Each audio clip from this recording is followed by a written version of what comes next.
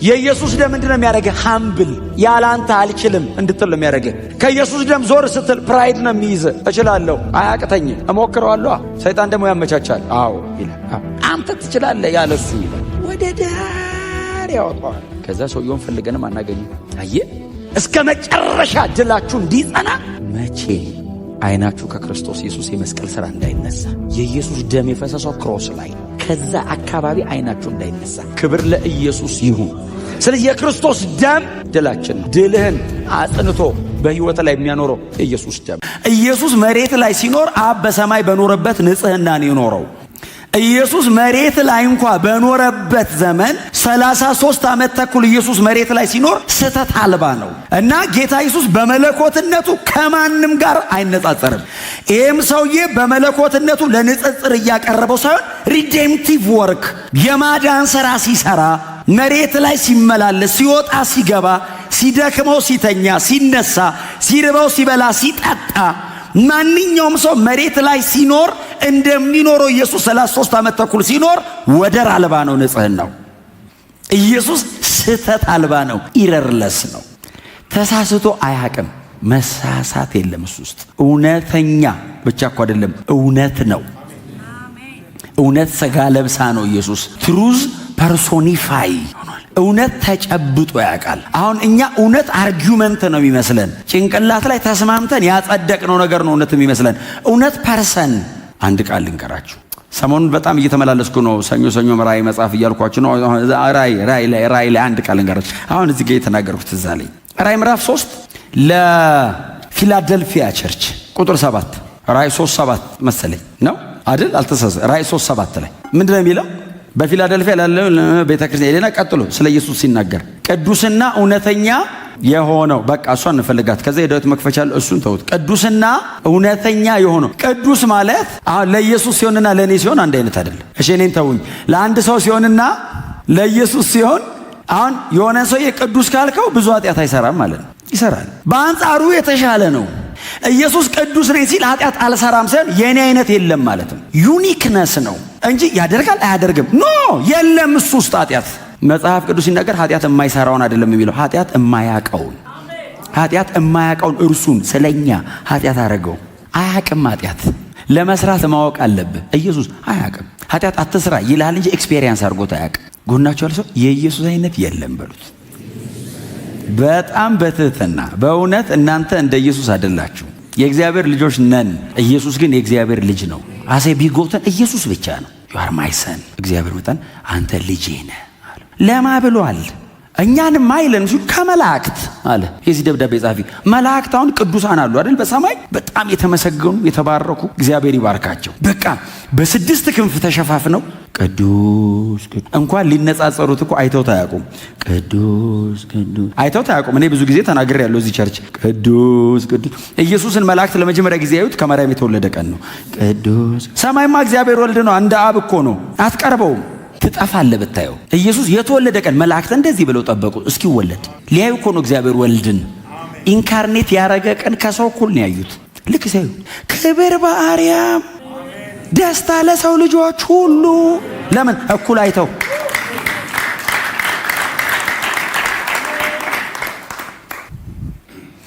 ቅዱስ ቅዱስ ከሚሉት ከነሱ መካከል እግዚአብሔር ማንም ብሎ ያውቃል። ማንም ብሎ ያውቃል የሚለው ትክክለኛ የሚጠቀመው የዕብራውያኑ ደብዳቤ ጻፊ የሚጠቀመው የግሪክ ቃል ለዘላለም እግዚአብሔር ማንንም አይልም ነው። ባይዘው ለመላእክት ጠቀሳት እንጂ ማንንም እግዚአብሔር አይልም። ኢየሱስን ባለበት መንገድ ማንንም እግዚአብሔር አንተ ልጄ ነህ አይልም። እኛ እንዳልኳችሁ ነው፣ ልጆች ነን። ለብቻው ተነጥሎ ልጄ የሚባል የለም እዚህ ውስጥ። እግዚአብሔር ሲጠራን ግር አድርጎ ነው የሚጠራን። አቤት ነው የምንለው። ልጆች ነው የሚለው። ልጄ የሚል መልእክት ይመጣል ይሆናል እንጂ ጥቅስ የለም። ያው ተናግሬያለሁ ብዙ ጊዜ ጥቅስ የለም። አንተ ልጄ ካለ እግዚአብሔር ቀጥታ መሲያኒክ ነው። አዲስ ኪዳን ብቻ እኮ እንዳይመስል፣ ብሉይ ኪዳን እኮ ተጠርተው እኮ ቃሉ። ለምሳሌ እግዚአብሔር መጣና አንድ ሰው አይደለም እስራኤልን የበኩር ልጄ አለ። አንድ ሰው ነው እንደ ጠራው አይደል? ኔሽን ነው። ለብቻው ሙሴን የበኩር ልጄ አይለውም። አገር ነው የሚጠራው እግዚአብሔር። አቤት ሲሉ ከግብፅ ጠራውት አለ። 1.2 ሚሊዮን ሰው ነው በአንድ የጠራው። በተናጠል ከጠራ ኢየሱስን ነው። እስቲ አሜን በሏ። መላእክት በእርግጥ ምን ላይ መሰላችሁ? ኢዮብ ላይ ነው። ኢዮብ ምዕራፍ 1 ቁጥር 6 ላይ ነው የእግዚአብሔር ልጆች የሚል ተብለዋል። የእግዚአብሔር ልጆች አላቸው። መጥሪያ ነው።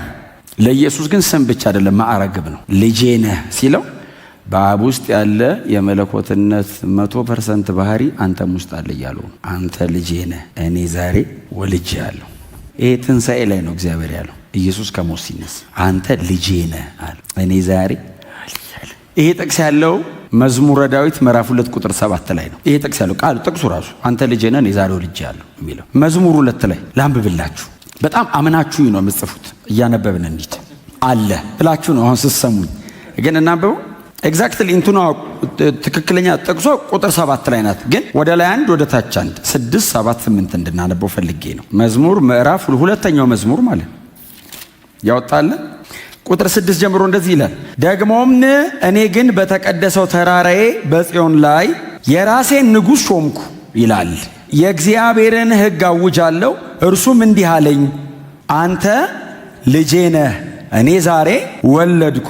ከዛ ቁጥር 8 ለምነኝ መንግስታትን ርስት አድርጌ የምድርም ዳርቻ እንዲሆን የምድር ዳርቻ ግዛት እንዲሆን እሰጣለሁ። ይሄንን ያለው እግዚአብሔር አብ እግዚአብሔር ወልድን ነው። ባይዘዌ ጥቅሱን ግን ብዙ ጊዜ ለራስ ተጠቅማችሁ ተጠቅሙ። እኔ ግን በተቀደሰው ተራራዬ በጽዮን ላይ ንጉሴን ሾምኩ። አሁን ዳዊት ያለ አይመስልም። እግዚአብሔር ኢየሱስን ነው ያለው። እግዚአብሔር ነው ንጉሥ የሾመው፣ ዳዊት አይደለም የሾመው። መሲያዊ ነው። ምዕራፍ 2 በሙሉ መሲያዊ ናት። እና በተቀደሰ በጽዮን ላይ የራሴ ንጉሥ አለ እግዚአብሔር መጥቶ። ብዙ ነገስታት አሉ። እግዚአብሔር የኔ ንጉሥ አለና ልጁን ንጉሴን ሾመሁ አለ። ከዛ የእግዚአብሔርን ሕግ አውጃለሁ እርሱም እንዲህ አለኝ። አሁን ደግሞ ተቀባዩ ነው የሚለው። እርሱ እንዲህ አለኝ፣ አንተ ልጄ ነህ እኔ ዛሬ ወልጄሃለሁ። ከዛ ልጅ ከሆነ ኢንሄሪታንስ አለው፣ የሚወርሰው አለው ርስት።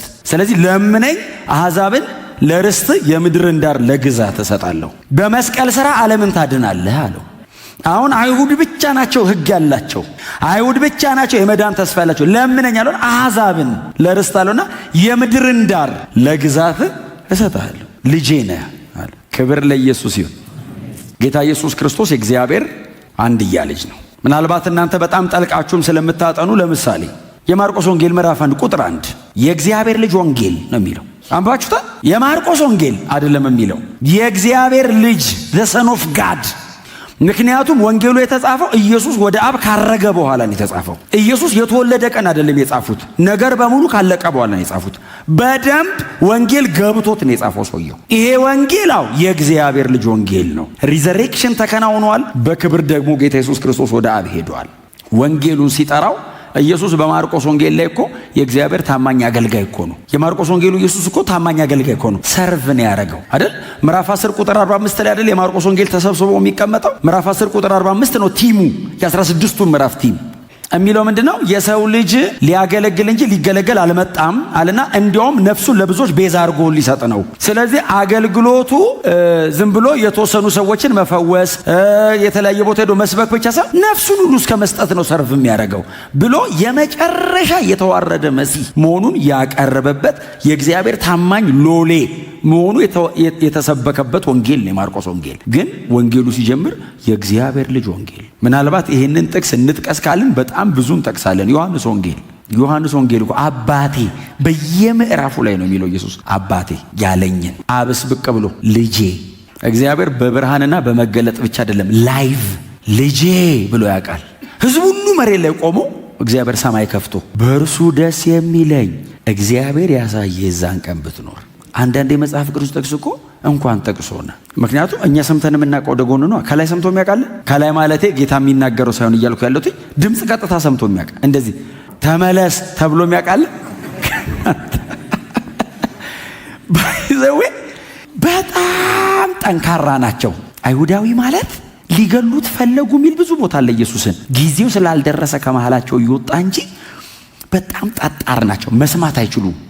ስለዚህ እግዚአብሔር ለልባቸው አይደለም የተናገረው፣ ለጆሮ የተጠመቀ ቀን ትዝ ይላችኋል። ዮሐንስ ወንጌል ሰማይ ከፈተ እኮ ይላል። መጥምቁ ዮሐንስ ብቻ ነው ዝግጁ ስለነበር የሰማው። ሌሎቹስ ነጎድጓድ ነው እንዴ አንተ ሰው እኮ ከባድ ነው አንተ ተናገረ ምን አለ ቢሉ።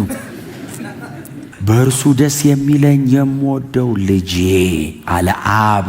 ቀጥታ ብሎት ያውቃል እግዚአብሔር። አባቶቻችን ተገልጦላቸው ብቻ አይደለም የእግዚአብሔር ልጅ ያሉት፣ እግዚአብሔር ቀጥታ ልጄ ብሎ ያውቃል። በብርሃን መልክ ብቻ አይደለም ያቀረበው፣ ቀጥታ ሰማይ እንዲከፍቶ። በጣም እኮ ከባድ እኮ ነው። ዓለሙ ሁሉ ይስማልኝ ብሎ ሁሉም አሉ አይደል? ዮሐንስ ያጠመቀ ቀን የሌለ የለም። የወታደሮች አሉ፣ ቀረጥ ሰብሳቢ አለ፣ ሃይማኖተኞች አሉ። ሆል ዓለም ላይ ያለው ሲስተም አለ። ለዓለም በሙሉ ነው እግዚአብሔር የተናገረው። ሁሉም አለ እዛ ጋ። ያ ማህበረሰብ የተሰበሰበው ኢየሱስ የተጠመቀ ቀንና ኢየሱስ የተሰቀለ ቀን ነው ባይዘው እና ለሁሉም ልጄ ነው አለ። ከዛ ደግሞ ለብቻ ገንጥሎ ለኛ ፖርናጌ ለሆኑት ደግሞ ለጴጥሮስ፣ ለዮሐንስ፣ ለያዕቆብ ደግሞ ትዝ ይላችኋል ተራራው ላይ ሁላችንም የምንወዳት ክፍል እንዴ የኛ ናት እኮ። እኔ በጣም ነው የምወደው። ተኙ የሚለው ነው እንጂ አይ እውነታቸው ነው እንዴ። እንዴት አይተኙም? ረጅም ተራራ ነው። መንፈስ ቅዱስ አልተሞሉም እኮ። ረጅም ተራራ በእግር ይዟቸው የቶ ቀኑ ሙሉ ነው ደግሞ ኢየሱስ ታውቃላችሁ። ምንም ይሉንታ የለውም። እሱ እግዚአብሔር ነው። ለበኋላ እኮ አይጨነቅም። ዘላለም እጁ ላይ ነው ያለው። ምንም ቢያረግ በኋላህን ያውቀዋል። በቃ ዝልፍልፍ ነው ያሉት። ከዛ እንደዛ ደክሟቸው በፀሐይ የገሊላ ተራራ ነው፣ በጣም ረጅም ነው። በዚህ ይዟቸው ወጥቶ አናት ላይ ሲደርሱ በቃ ናፕ እናድርግ አይደለም ያለው፣ እንጸልይ። አዳር ነበረን ሰሞኑን። እንዴት ያለ አዳር መሰላችሁ! መንፈስ ቅዱስ ስላለ በቃ ዝም ብሎ መጸለይ ነው። ግን አንዳንዴ ደግሞ ጸሎት ያቀትና ሰው ይሰቃያል። አዳር ነው፣ ወዴት ይኬዳል እንላለን ደግሞ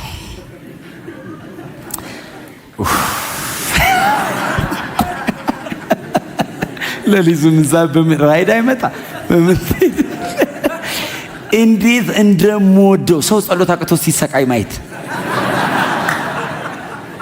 የለም ደግሞ እዚህ የሚያጸሉን ደግሞ ነገች በቃ ምንም በቃ የለም ዝም ብለው የሚያጸሉት በቃ አንዳንዱ ይጸልይ፣ አንዳንዱ አቅቶት ይቆማል፣ ይቀመጣል። ይገባኛል እስቲል ሰቃያለሁ። እኔም አያልቅም ጸሎት እኮ ሁሌ ስጦታ ነው። በጣም ጎበዝ ጸለይ የሚባል የለም። ዛሬም ተቀበለን ነው የምጸልየው። ሁሌም ይረዳ መንፈስ ቅዱስ ነው። ተችሎ የማይደረግ ነገር ቸርቹ ጸሎት ነው። አይሸመደድም። ዛሬም እርዳታ ነው። ለምነ ነው እባክህ ምጸልይበት አቅም ስጠኝ እንደው እባክህ ብለህ ለምነ እንጂ ጎበዝ ጸለይ የሚባል የለም። ጸሎቱ ሲመለስልህ ህይወት ሲቀየር ሰዎች ጥሩ ጸልዋል ይሉ ይሆናል እንጂ የተመለሰልህ ቀንም ብትንበረከክ አዲስ ነህ። ጸሎት ላይ ሁሌ ልጆች ነን በእግዚአብሔር ፊት ስለሆነ እና ኢየሱስ ይዟቸው ወጥቶ አልቻሉ። ምን ያርጉት? መንፈስ ቅዱስ ተሞልተን ራሱ እየተሰቃየን ነው እንኳን ሳንሞላ። ኢየሱስ ማን እንደሆነ ገብቶን ራሱ እየተሰቃየን ነው እንኳን ስጋ ለብሶ መሬት ላይ ኖርማል ኦርዲናሪ ግለሰብ ሆኖ እንደዚህ ቆሞ እያዋራ ይቅርና መለኮት መሆኑ ገብቶን እንኳን እኛ እኮ እንሰቃያለን። እነሱስ ገና ማን እንደሆነ እኮ አላወቁ። የሆነ ሰዓት ላይ ነብይ ይመስላችኋል። የሆነ ሰዓት ተአምር አድራጊ፣ የሆነ ሰዓት ላይ ደግሞ ጥለነው እንሂድ እንደ ይላሉ። በጣም ኮንትሮቨርሻል ነው። ዝብርቅርቃቸውን ነው ያወጣው እና ገና እያጣሩት ነው። እንጸልይ ሲል በቃ እኛ አረፍ እንበል እሱ ይጸልይ። ምክንያቱም እሱም ጸልዮ እኛም ቁጭ ብለን ስለማን እሱ ከጸለየ እኛ እንተኛ፣ እሱ የሚተኛበት ሰዓት ላይ እኛ እንጠብቀዋለን። እውነታቸው ነው። ደግሞ እሱ ጸሎት ላይ ይቀመጣል፣ ማዕበል ላይ ይተኛል። እነሱ ጸሎት ላይ ይተኛሉ፣ ማዕበል ላይ ይቀመጣሉ። ልዩነቱ እሱ ነው። በቃ እሱ የሚተኛበት ሰዓት ይጠብቁታል፣ እነሱ የሚተኙበት ሰዓት ይጸልያል። ጌታ ይባረክ። ላስብላችሁ እንዴ በሉት እስቲ ጸሎት ላይ ከተኛ በሉት ንገሩልኝ። ኧረ ንገሩ። ጸሎት ላይ ከተኛ በሉት እንዴ አትዩኝ እንጂ ተነባባሉ። ማዕበል ላይ መቀመጥ ነው በሉት። ጸሎት ላይ ከተቀመጥክ በሉት ማዕበል ላይ ትተኛለህ በሉት። መርጠተኛ በሉት። መርጠ ጸሎት ላይ መተኛትም ትችላለህ። በኋላ ማዕበሏ ላይ መቀመጥ ነው። ስለዚህ ለሚጸልይ ሰው ማዕበል ማረፊያው ነው ማለት ነው። አሁን ኢየሱስ ማዕበል ላይ ብድግ ካለ ጸጥ ለማድረግ ነው እንጂ አብሯቸው አይደነቅም። ወይ ማዕበል አንተ ምን አይልም፣ ጸጥ በል ይሏል። ዋት ማነር ኦፍ ማን አይደለም፣ ጸጥ በል ዝም በል ሲል ይህ ሰውዬ ማን ነው? ቅድም ከአባቱ ጋር ሲያወራ ነበረ። አሜን ነው። እና ተኙ። እዚህ ምዕራፍ ማቴዎስ 17 ላይ ሲተኙ ኢየሱስ ጸሎት ቀጠለ። ባይዘ እኔ በጣም የሚገርመኝ ኢየሱስ መቼም እንደማይተወን እኮ እርግጠኛ የምትሆኑት ወንጌላትን እኮ ስታነቡ ነው። እየተኙ ከእናንተ ጋር ሁለተኛ አልቀጥልም አይልም። ተኝተው ጸሎት ጨርሶ ቀስቅሷቸው ኑሮ ይቀጥላል አብሮ። በፍጹም ኮምፕሌን አያደርግም። አነሰን እምነት ሲሉ ሊጨምርላቸው ይመጣል። እንትን የለም ሲሉት የሆነ ነገር ያደርጋል። የሚበሉት የላቸውም ሲል ምግብ ይባርካል። በፍጹም ኢየሱስ መቼም አይተዋቸው፣ እነሱን ካልተው አይተዋንም በእውነት እና እንቅልፍ ያዛቸው ሲይዛቸው እሱ እናንተ ተነሱ እንጂ አላለም። ጸሎቱ እነሱ ተኝተው ማቴዎስ አይ ቲንክ አዳልቷል ሲጽፍ ማርቆስ ምን አለ? ማርቆስ 9 ላይ ማርቆስ የጴጥሮስ ስብከት ትንታኔ ነው። የማርቆስ ወንጌል በጣም አጭርና ግልጽ ነች ወንጌሏ። የጴጥሮስ ስብከትም ያው 7 ደቂቃ አጭርና ግልጽ ነው። የጴጥሮስም ስብከት ከዮሐንስ ጥምቀት እስከ ኢየሱስ ዕርገት ነው የጴጥሮስ ስብከት። የማርቆስ ወንጌልም ከዮሐንስ ጥምቀት እስከ ኢየሱስ ዕርገት ነው። ራሷን ኤክስፖዝ ያደርጋት እና ማርቆስ ሲጽፍ ጴጥሮስ ነው የነገረው። ምክንያቱም ጴጥሮስ ብዙ ጊዜ ያገለገለው እነ ማርቆስ መኖሪያ ቤት ነው ሲጀመር። እዛ ማርያም የምትባል እናት ነበረች ሐዋርያት ሥራ ላይ እና ሲጽፍ ጴጥሮስ ነው የነገረው። ጴጥሮስ ደግሞ ነበረ። 3 ናቸው ተኝተዋል። ተኝተን ነበር ብሎት ነው ማቴዎስ በኋላ ላይ ነው የሰማው ሲጽፍ። እሺ እያለ ምዕራፍ 9ን ሲጽፍ እሺ ሲለው ኢየሱስ የተለወጠበት ተራራ ያዛ ትራንስፊግሬሽን ማውንቴን የጴጥሮስ ኢንካውንተር ነው እሱ። ባይዘው የጴጥሮስ ኢንካውንተር አሳ አጥማጅና ሰው አጥማጅ ያደርጋል እሱ አይደለም። ጴጥሮስ ሁለተኛ ጴጥሮስ አይደል? ሁለተኛ ጴጥሮስ ምዕራፍ 1ን ሲጽፍ ኦልሞስት 66 67 ዓመቱ ነው ወደ ጌታ የሄደበት ማለት ነው። አሁን ሊሄድ ነው ያለበት ላይ ሲጽፍ ምንድነው ያለው? የነገርናችሁ ይሄ ወንጌል የሰበክንላችሁ ስብከት የትውልድ ተረትና ታሪክ እንዳደለ እንድታውቁ ፈልጋለሁ። ምንድነው ታዲያ ሲሉት በዚያ ኢየሱስ በተለወጠበት ተራራ ይለውና ተራራውን ቅዱሱ ተራራ ይለዋል። ኢንካውንተሩን ነው የጻፈው።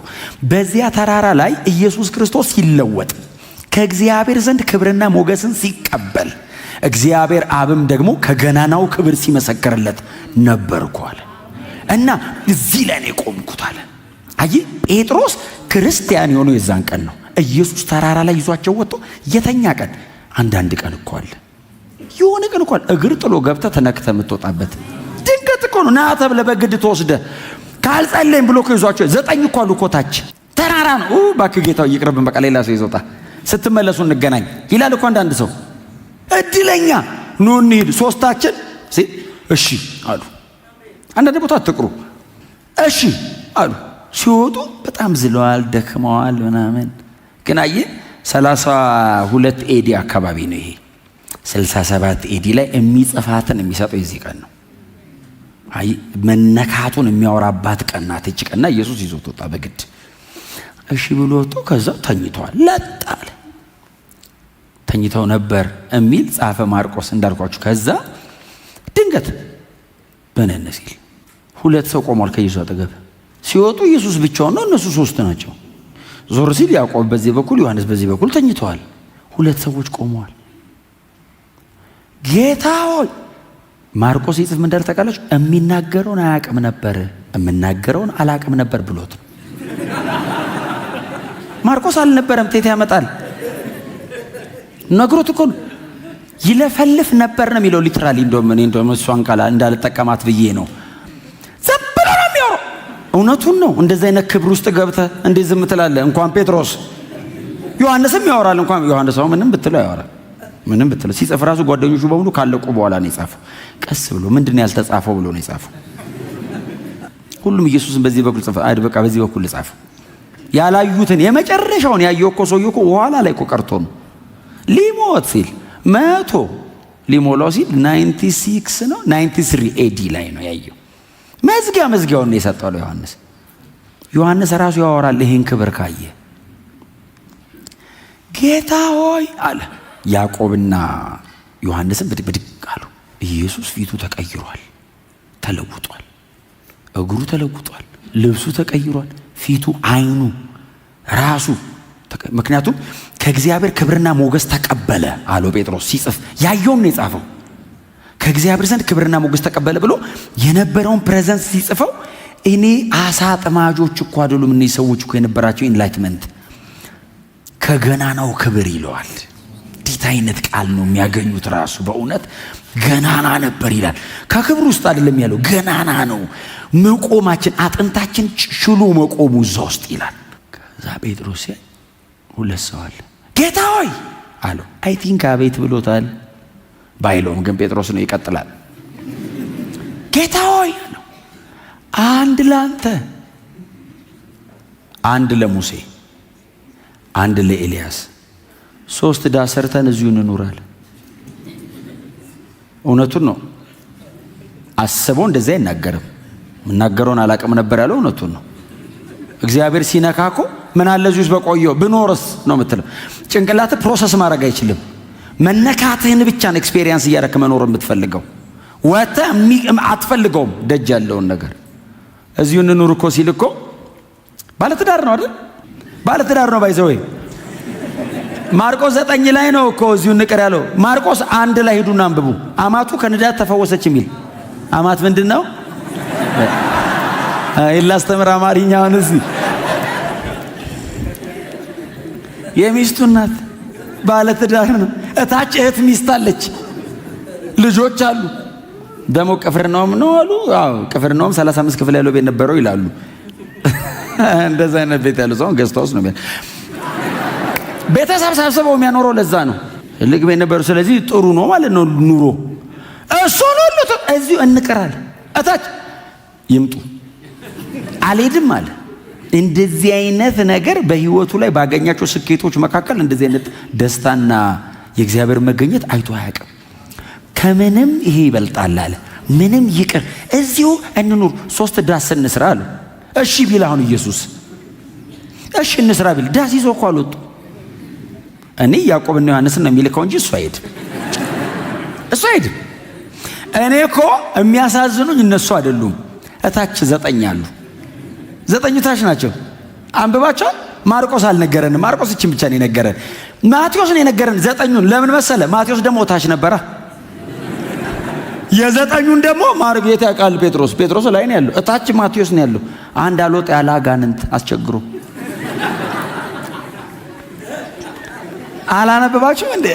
ግቡና አንብቡ እንጂ መጽሐፍ ቅዱስ እንዴ! ትምህርት ክፍል እነ ዴቭ ባይብል ስተዲ እንዴ! እነሱ ደግሞ እነ ማቴዎስ እነ ያዕቆብ በጌታም ያልሆነ አለ ማለት። አሁን ይሁዳ በጌታ አይደለም። አይ ቲንክ እሱ ነው ሰማዩን ያስያዘው። አጋንንቱ አልወጣ ብሎ ይሰቃያሉ።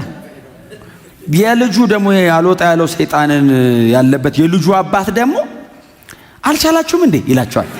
ቃል በቃል እኔ አይደለም ያልኩት ይኸውላችሁ፣ እኔ አሁን ሳወራው ነው እንጂ በእውነት እኔ አይደለም። ኢየሱስ ጋር ወይ መጽሐፍ ቅዱስ እኮ ክፉ መንፈስ ያደረበት ልጅ ይዞ መጥቶ ለኢየሱስ እንዲህ አለው፣ ለደቀ መዛሙርቱ አመጣውላቸው፣ አልቻሉትም። በማል አቃታችሁ እንዴ ይላል። እነሱ ይኸውልህ ምዕራፍ 17 አልወጣ ባላቸው ምዕራፍ 9 እኮ ሂዱና በስሜ አጋንንት አውጡ ብሎ አስወጥቶ እኮ መጥተዋል። 17 ላይ እምቢ አለ፣ አልወጣም ሲል ኢየሱስ እስኪወርድ ሲታገሉ አንድ ትምህርት አግኝተናል። ሰይጣን አልወጣ ካለ ጾም ጸሎት ይዛውጣው ምናምን የሚል እንደሱ ማለት አይደለም ትርጉሙ። በእርግጥ ግን እሱን ያወጣ ነው ከዚህ ክፍል ላይ ነው። ከዛ ኢየሱስ ከ3ቱ ጋር ያንን ክብር ያቆራረጡ ነው አይደል የጻፉልን። አንዴ መሬት ይወርዳሉ፣ አንዴ ከላይ። ምክንያቱም 12ቱ አንድ ላይ ነው ታሪክ የጻፉት። ስለዚህ የ3ቱ ኤክስፔሪየንስ ሌላ ነው፣ የ9ኙ ሌላ ነው በዚች ምዕራፍ። እና እታች እነሱ ከአጋንንት ጋር ሲታገሉ ጴጥሮስ እንደዚህ እየለፈለፈ እያለ እኔ አሁን በጣም ይገርመኝ እኮ ሙሴና ኤልያስን ዝም ብሎ ነው ያወቃቸው። እንደ ያዕቆብና እንደ ዮሐንስን ያወቃቸው አልገመተም። አንተ ከ1000 ምናምን ዓመት በፊት የነበረ ሰው እኮ እዚያውን ቢመጣ እኮ ያጥንት ስትራክቸሩ ራሱ እኮ የኛ አይነት ላይሆን ይችላል። ከለሩ ቁመናው ምኑ አለ ምኑም እኮ ያንተ አይነት እኮ አይደለም። ሙሴን እንዴት አድርገህ ነው የምታውቀው? ብርሃን ካልሆነ ሕግና ነቢያት የመሰከሩለት አይደል እንዴ? ሙሴ ሕግን፣ ኤልያስ ነቢያትን ወክለው እኮ ነው የመጡት። ዘ ሆል ብሉይ ኪዳን ማለት እኮ ኒው ቴስታመንትስ እነሱ ቆመዋል። ስለዚህ እግዚአብሔር ልጄ ነው ያለው ወደ ብሉይም ወደ አዲስም ነው፣ ወደ ሕግና ነቢያትም ወደኛም እግዚአብሔር ሴንተር ላይ ልጁን አቆመው። አየህ ሙሴና ኤልያስንም አታደንቅም? ጴጥሮስ፣ ዮሐንስ፣ ያዕቆብ ነው ልታደንቅ አትችልም። ኢየሱስ ነው መሀል ላይ ያለው። አብም ወደዛ ወደዚህ አላለም፣ ልጄ አለ። ወደ ብሉይ ኪዳንም ሕግና ነቢያትም ተጠቅልለው እሱን ነው የሚሉት አለ። ከዚህም በኋላ ከሱ ውጭ እንዳታወሩ አለ። ስለዚህ ልጁን መሀል ላይ ያቆመና አብ መጣ። አብ ሲመጣ ብሩህ ደመና የሚል ቃል አለ ጋረዳቸው። እግዚአብሔር አብ ሲመጣ ያው አይታይም፣ ማየት አይቻልም። ስለዚህ ደመና ጋረዳቸው። አብ የመጣው ሙሴና ኤልያስን ምናምን ብሎ አይደለም፣ ልጁን አይቶ ነው። ልጁን ሊያዋረን የመጣ የአባትና የልጅ ነው። እና አብ መቶ ክድን ሲያደርገው ጴጥሮስ፣ ዮሐንስ፣ ያዕቆብ ድፍት አሉ። ለምን መሰለ? እግዚአብሔር የወረደበትን ተራራ እታች ቆመ፣ መሬት ላይ ቆመ። ተራራ ብትነካ ትሞታለህ።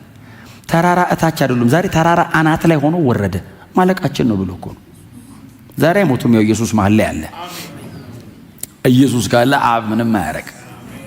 ምክንያቱም የእሱን ጽድቅ የሚመጥን ክፍያ ነው ልጁ። ስለኛ ነው የሚታየው። ኢየሱስ ኢንካርኔት ያደረገው መሆን ፈልጎ አይደለም፣ እኔን ወክሎ ለመቆም ነው። ክብር ለኢየሱስ ይሁን። እና አብ መጣ። ሲጋርደው ፈርተው ድፍት ሲሉ አብ እንደዚያ በእርሱ ደስ የሚለኝ አለ። ለማንም ብሎ አያቅም፣ ወደፊትም አይልም። ኢየሱስ ላይ ጨርሷል። ጥላውን ሊያስደስተው የሚችለው አብን እኔ ላስደስተው የምችለው ልጁን ላይ ያሳይቸው። ከኢየሱስ ውጪ በማንም ምንም አብ አይደሰትም። ኢየሱስ የእግዚአብሔር አብ የደስታ ጥግ ነው። የእግዚአብሔር ደስታ ኢየሱስ ጋር አልቋል። ልጄ አለና ቀጥሎ እንደዚህ አለ፣ እርሱን ስሙት። ለሙሴና ኤልያስም ለኛም ለሕግና ነቢያቱ ከዚህ በኋላ ይሄንን ተናገረ። በግንባራቸው እኔ አሁን ብትኖሩ ደስ አይልም? ክፍሉ ምን አይነት እንትን ነው? በቃ እውነት እኮ ነው። ጴጥሮስ እንዴት አይነካም? እንዴት ኢንካውንተር ሊሆን አይችልም? ይሄ ድፍት ብለው እያለ አብ ሙሴና ኤልያስን ይዟቸው ሄደ። አሁን ኢየሱስ እያለ አሁን ሙሴ አይል የ400 እንትን ዓመት የሰበረ ኤልያስ ሰማይ ሲዘጋ ሲከፍት የኖረ አይልም። አብ ልጁ አለ ያደበዝዛል። ኢየሱስ ሙሴን ካደበዘዘው አንተ እንደ እኔና እናንተ ማን ታይ? ሙሴን የሚያክል ሰው ከደበዘዘ በኢየሱስ ኤልያስ እንደኛ ሰው ነበር የተባለው ከኤልያስ ብቻ ነው። ማንም እንደኛ ሰው ነበር የማይባለው ለምንድን ነው? ሰው ነው። ሰው አይመስልም ነበር ማለት ነው። እንደኛ ሰው ነበር ከሆነ ማሰው አይደለም ሲል ኧረ ነው የተባለለትን ሰውዬ ኢየሱስ መጥቶ አጠፋው። በእውነት ኢየሱስ ይገለጥና እኛ እንጥፋ። በእውነት ድብዝዝ ማን ነው እባክህ እንባል ብለርድ እናርግኛ። እሱ ድምቅ ብሎ የእሱ ብርሃን እኛን ድብዝዝ ያርግ። ይሄ ክብር ነው ለኛ።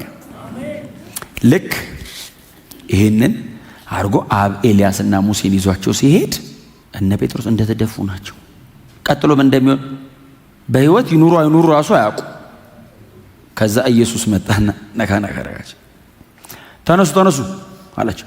ቀና ሲሉ ማንም አልነበረም ከኢየሱስ ውጪ የሚል ቃል አለ። በጣም ወደው ቃል ከኢየሱስ በቀር ማንም አልነበረም ይላል። አይናችን እንዲህ ከኢየሱስ በቀር ማንም አልነበር። ኑ እንውረድ አላቸው። ጴጥሮስ እዚሁ እንኑር ብሏል። ና እንሂድ ለዘላለም እዛ ትመጣለህ፣ እስከዛ ግን ስራ አለ። ኢየሱስ እኮ እንደዚህ እኮ በጣም ሰርፕራይዝ እያደረገ ሊያኖራቸው አይደለም። መስቀል ላይ ሊሞት ነው የመጣው። ስራ አለብኝ ታች ና እንሂድ ብሎ ይዟቸው ሲወርድ አንተ አሉት ማን እንደሆንክ ገብቶናል፣ አሁን አወቅን አለ ጴጥሮስ። ግን እኮ ካንተ በፊት እኮ ኤልያስ ይመጣል እኮ ተብሎ ነበር እኮ ትንቢት እኮ ነበር እንዴ። አንተ የእግዚአብሔር ልጅ ክርስቶስ እንደሆንክ አወቅነው። ግን እኮ የእግዚአብሔር ልጅ ከመምጣቱ በፊት እኮ ኤልያስ ይመጣል እኮ ተብሎ ነበር ሲሉት፣ ኤልያስማ መጥቶ ነበር የወደዱትን አደረጉበት ሲላቸው ስለ መጥምቁ ዮሐንስ እንዳወራ አወቁ ይላል። መጥምቁ ዮሐንስ ነው ካላለም ኢየሱስ ከወራ እንዴት አይገባ? ብርሃን ነው ኢየሱስ። ለጆሮ አይደለም ለልብ ነው የሚነግረን። ኤልያስማ መጥቶ ነበር የፈለጉትን አደረጉበት ሲል ስለ መጥምቁ ዮሐንስ ነው የሚያወራው። አንተ ተባባሉ። እንደዚህ አላቸው፣ ይህንን እኔ ከሞት እስክነሳ ለአንድ ሰው እንዳታወሩ አላቸው። እግዚአብሔር ይስጣቸው አላወሩ። ቢያወሩም አይታመኑ። ይገርማል። ሰውዬ እኮ ተብረቀረቀ ምናምን ብትል ማን ያምናል? አሁን ፈሪሳዊ አንድ ላይ ይገላል። ታምር ነው የማይደብቁት አይደል? ጣሊታን አስነሳታ ለማንም እንዳታወሩ አላቸው ይላል። ወረድ እዛው እኮ ለማንም እንዳታወሩ አለ ይልና ወረድ ብሎ በከለከላቸው መጠን አወሩ። እኛ ነን ራሳችን። በእውነት እንትኑ እኮ ነው ዲግሪው ነው የሚለያየው እንጂ እኛው ነን እኮ። ሰው አታውራ ከተባለ ልበለው እባክህ። ወንጌል ተንፍሱ ያምልጣቸው። ወንጌል በእውነት ወንጌል ያምልጥ። አታውራ ሲሉ በላኝ ኢየሱስ ያድናል በል አለኝ። በል ምንም አትሆንም ኢየሱስ ያድናል። ስንት ሰው ከጨለማ ወገግ ይላል። ክብር ለኢየሱስ ይሁን። ከዛ ሲወርዱ የቅድሙ እንትን እየጠበቃቸው ነው። ታች አጋንንቱ አልወጣ ብሏል። ሴኒያዞማይ ነው ስፒሪቱ ደግሞ። ሴኒያዞማይ ማለት ሩቅ ምስራቅ ያለ መንፈስ ነው። ጨረቋ ማጭድ ስትመስል ነው የሚነሳው። የፋሪስት ስፒሪት ነው። ቤተ ጣዖት አለው ባይዘው የፊልጶስ ቂሳሪያ ሴኒያዞማይ ነው የሚባለው። ጨረቋ ልክ እንትን ስትሆን ነው ይመጣል። እግዚአብሔር ይገስጽ እና ልጁን ሊገለው ባህር ውስጥ እሳት ውስጥ ሆነ ይጥሏል። ከዛ የልጁ አባት ሮጦ መጣ። ኢየሱስ አየውና መንፈሱ ዝም ብሎ ሄደ። ኢየሱስ እኔ እኮ የሚገርም ኢየሱስ እኮ ይገርመኛል። ዝም ብሎ ሄደ እየተከተለ የሚል ቃል አለ። ምክንያቱም ኢየሱስ ሄደ ማለት ነው። ከተከተለው እየተከተለ ልጄን እዚህ ውስጥ ሊጥለዋል፣ እዚህ ውስጥ ይከተዋል፣ እዚህ ውስጥ ሊገለው ፈልጎ ምናምን ሲል ከዛ የልጁ አባት መጨረሻ ላይ እንደዚህ ያለው ለደቀ መዛሙርቱ አመጣውላቸው አልቻሉም አለና አንተ ብትችል አውጣው አለው። ሰውየው የሚገርም ብትችል ሲለው ኢየሱስስ ወዲያው ለሚያምን ሁሉ አንተ በእኔ ብታምን ታወጣዋለህ አለው። እንኳን እኔ ሰይጣኑ ከኢየሱስ ጋር ለእንትንም የሚቀርብ ነገር አይደለም። ሰውየው እውቀቱ ነው እንጂ ኢየሱስ ወደር አልባ ነው። አምጡት አላቸው። ኢየሱስ ሰይጣኑን አይደለም የጠየቀው፣ ስለ ሰይጣኑ ያወራው የልጁ አባት ነው። ኢየሱስ ከሰይጣን ጋር አያወራም።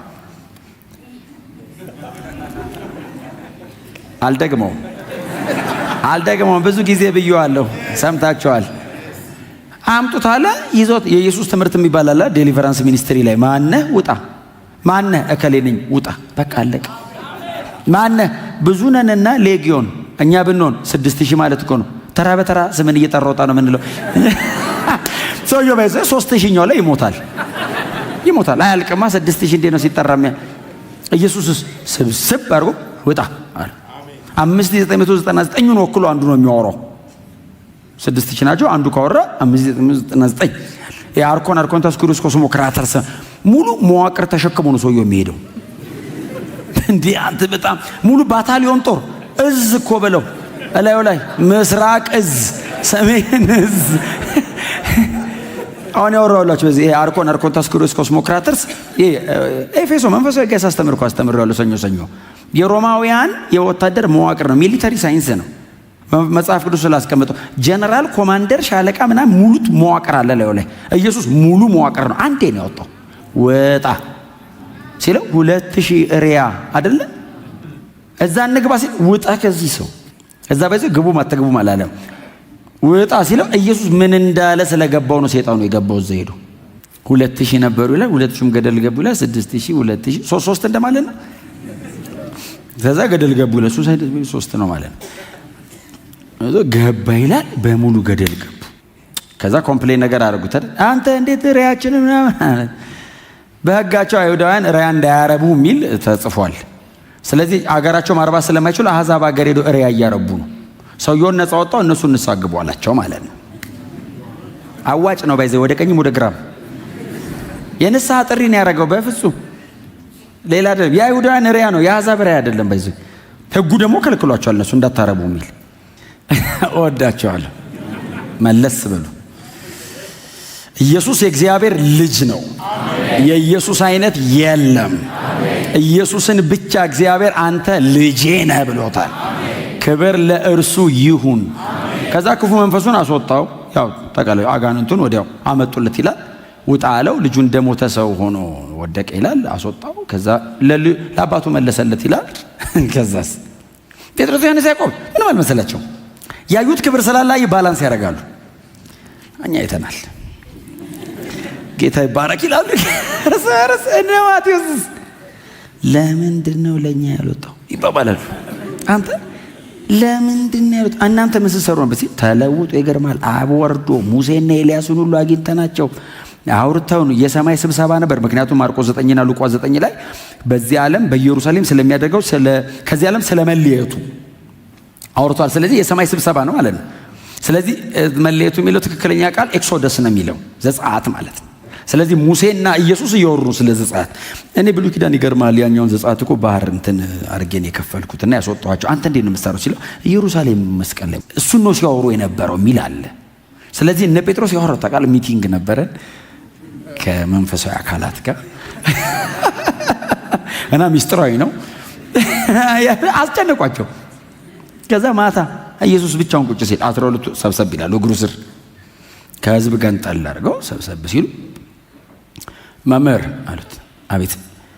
እንትኑ ማዳላቱ እንዳለ ሆኖ ሶስቱን ወስደ ክብር አሳይተኛ ከሰይጣን ጋር ስንታገሉለን እሱ እንዳለ ሆኖ ግን ለምንድን ነው ሰይጣኑ ለኛ ያልወጣው ሲሉት ይህ ሰይጣን አይደል ይህ ወገን ነው የሚለው ቃሉ በጾምና በጸሎት ካልሆነ አይወጣም አለ። በቃ መልሷ እሷ ናት።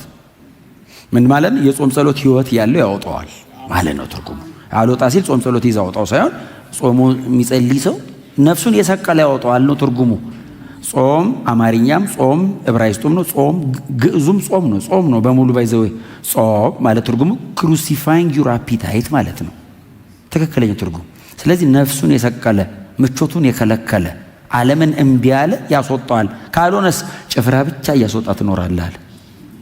ይሄኛው ወገን አለ ሁሉም አይደለም ይሄኛው አለ። ሃይራርኪ ነው ኖርማል ኢየሱስ የሚያወራው እሱ ውስጥ አልገባም። ኢየሱስ እግዚአብሔር ልጅ ነው። አንድ ቃል እንድታነቡ ልስጣችሁ። ቁጥር 5 ላይ ነናል። እግዚአብሔር አንተ ልጄ ነህ እኔ ዛሬ ወልጄሃለሁ አለው። የመዝሙር 2:7 እንዳለው ነው። ሁለተኛ ሳሙኤል ምዕራፍ 7 ቁጥር 14 ባለፈው ሳምንትም ያስነበብኳችሁ ይመስለኛል። ሁለተኛ ሳሙኤል ምዕራፍ 7 ቁጥር 14 ላይ ሳሙኤል 2:17 ሁለተኛ ሳሙኤል ምዕራፍ 7 ቁጥር 14 ላይ ምንድነው የሚለው? ስለ ሰለሞን ነው አይደል? ዳዊት ስለ ሰለሞን ያለው ቃል አንብቤላችኋለሁ። ላስት ዊክ አላነበብኩትም እንዴ?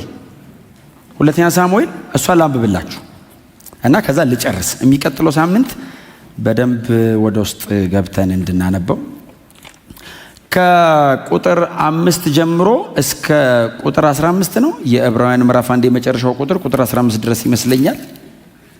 ቁጥር 14 ድረስ ብቻ ከ7 ያላነሰ የብሉይ ኪዳን ጥቅስ ነው የሚጠቀመው ሰውየው። አንደኛ ሰውየው በጣም ሪች ነው። ቀጥሎ አድማጮቹ በጣም ከባድ ናቸው ማለት ነው። የሰውየው ዕውቀት ብልጥግና ብቻ ሳይሆን የአድማጮቹም ደግሞ ሰፊነት ነው። እንደዚህ ያደርግ ዝም ብሎ ኢየሱስ ከሁሉም ይበልጣል ብትላቸው አሜን አይሉ። ከመላእክትስ ይለዋል። ከመላእክት የሚለውን ስታብራራለች ዕብራውያን ናቸው፣ የብሉይ ኪዳን መጽሐፍ ባለቤቶች ናቸው። ስለዚህ ሄደ ወደ ኋላ ማስታወስ አለብህ የተባለ እናንተ መጽሐፍ ላይ እንዲህ ተብሎ የለም ወይ አላነበብከው እያለ አንብበነዋል እኮ እንዲህ ይላል እኮ ይሄኛውስ እንዲህ ይላል እኮ። በጣም ነው ባይዘው የሚያሳምናቸው።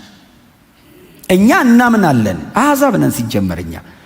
ዕብራዊ ግን ጠንካራ ነው። ክብር ለኢየሱስ ይሁን።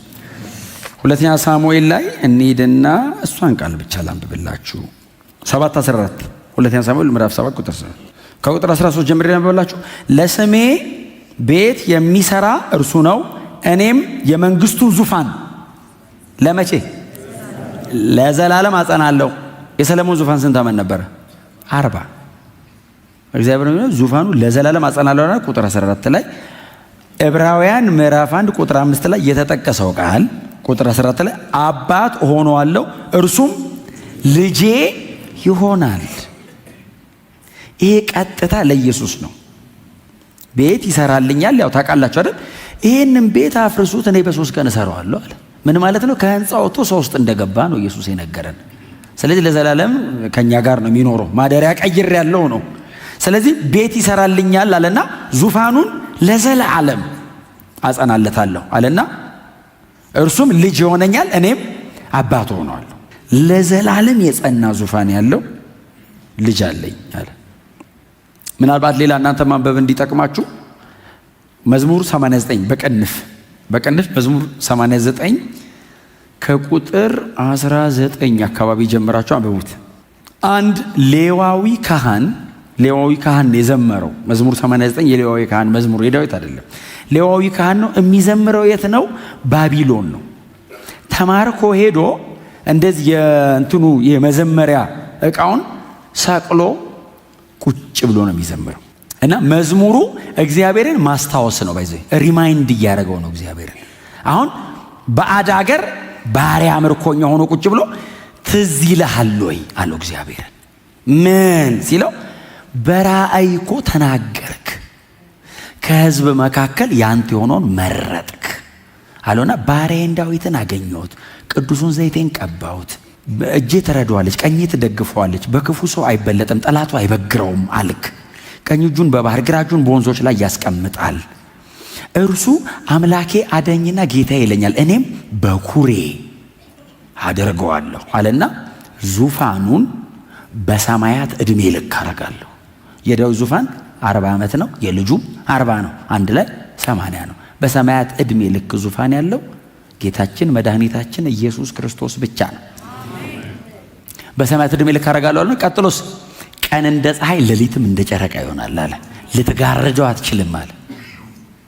መቼም ፀሐይ ጥልቅ ስትል ጨረቃ ብቅ ትላለች፣ ሌሊት እንደ ጨረቃ፣ ቀንስ እንደ ፀሐይ ለዘላለም በፍጥረት ታሪክ ለዘላለም አብ አክብሮ ዙፋን ላይ ያስቀመጠው እምናቀው እኛ ከተፈጠርን በጣም ጥቂት ጊዜያችን ነው፣ 6000 ዓመት ቢሆነን ነው። እምናቀው ጌታ ኢየሱስ ክርስቶስን ነው። እግዚአብሔር ዙፋኑ ለዘላለም ነው ያለው፣ ልጄ ያለው። ግን የመላእክት አምልኮ ቆላስያስ ምዕራፍ 3 ላይ ገላትያ መጽሐፍ ላይ አሉ የመላእክት አምልኮ አይሁዳውያን መሃል። ስለዚህ አንዳንዴ የመላእክት አምልኮ በጣም ጥቃቅን የምንላት ነገር አንዳንዴ መታ ዋናውን ነገር ልትጋርድብን ትችላለች። ዛሬ ባልነካካው ጥሩ ነው እንጂ ፀሐይ በጣም ሳይዟ ትልቅ ነው፣ ብርሃኗ በጣም ጉልበታም ነው፣ ምንም ነገር ሊቀርባት አይችልም። በሆነ ዘመን አንዴ ግን በሳይዝ ልትቀራረባት የማትችል በአቅምም በብርሃንም ምንም ልትነጻጸራት የማትችል ጨረቃ ግን ትጋርዳታለች። ኦርቢቷ ላይ በስነ ስርዓት ካልተቀመጠች በሆነ ጊዜ አንድ እኛም ቦታ ካላስተካከልን አንዳንዴ እንደነዚህ አይነት በጣም ጥቂት የሚመስሉ ነገሮች ዋናውን ነገር ሊሸፍኑብን ይችላሉ። በጣም ደብዛዛ ነው። አሁን እቻውን ሳይዟ ራሱ አትስቲ ትንሽ አይደለች እንዴ የምንላት ነገር እያደርግን በጣም መሰረታዊና ዋና የሚባለውን የእምነታችንን መካከለኛ ነገር ሊቦረቡሩብን ይችላል። አጠገባቸው ያለው ሰው በትህትና ጌታ ኢየሱስ ክርስቶስ ከመላእክት ይበልጣል በሉት። ስለዚህ በፍጹም እንዳትረሱ ዛሬ ኢየሱስ ከመላእክት ይበልጣል ያልነው በመለኮትነቱ ብቻ ሳይሆን በማዳኑ የማዳን ሥራ በመስራቱም ጭምር ነው። ስለዚህ ይሄንን ነው እያደራጀን የምንቀጥለው። ምዕራፍ 1 ላይ እስከ ቁጥር 14 ድረስ ይሄንን ነው እያደራጀን የምንቀጥለው። ኔክስት ዊክ እንቀጥላለን።